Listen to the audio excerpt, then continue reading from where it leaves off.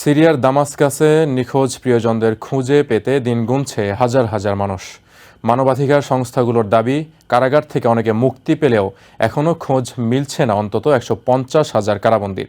এদিকে প্যারিসে অবস্থানকারী অসংখ্য সিরিয়ান দেশে ফেরার অপেক্ষায় রয়েছে।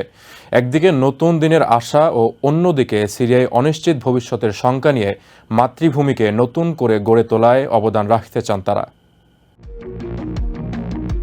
সিরিয়ায় আসাদ সরকারের পতনের পর সেখানকার কারাগারগুলো থেকে হাজার হাজার বন্দী মুক্তি পেলেও এখনো কোনো খোঁজ নেই অনেকের। এখানে সেখানে ধর্ণা দিয়েও প্রিয়জনদের কোনো হদিশ পাচ্ছেন না নিখোঁজদের স্বজনেরা। বেশ কয়েকটি মানবাধিকার সংস্থা দাবি করছে সিরিয়ায় অন্তত 150,000 কারাবন্দী নিখোঁজ রয়েছে।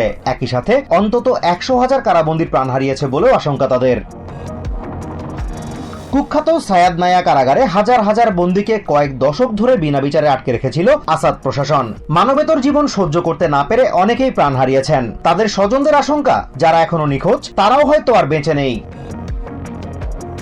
এদিকে প্যারিসে বসবাসরত সিরিয়ান নাগরিকেরা দেশে ফেরার জন্য উদ্গ্রীব হয়ে আছে। হাসান আলেসপেনি নামে এই সিরিয়ান সেনাবাহিনীতে যোগ দেবেন না বলে 13 বছর আগে পালিয়ে প্যারিস যান। সেখানে এখন একটি রেস্টুরেন্ট পরিচালনা করেন তিনি। টিয়ামা কর্ডিলো নামে এই নারী 2012 সাল থেকে প্যারিসে থাকেন। তার বাবা, ভাই ও চাচাকে ধরে নিয়ে যাওয়া হয়েছিল। এখনো তিনি আশা করেন তাদের সাথে তার আবার দেখা হবে। বুশরা আল জুবি নামে এই সিরিয়ান একজন পর্বতারোহী। সিরিয়াকে নতুনভাবে গড়ে তুলতে চান তিনি। তবে হাজারো সিরিয়ানের মতো তার মনে উকি দিচ্ছে অনিশ্চিত ভবিষ্যতের শঙ্কা। Azimur Rashid Kanak, TVN 24 news desk. New York থেকে সম্প্রচারিত TVN 24 টেলিভিশন বিশ্বজুড়ে বাঙালির কণ্ঠস্বর।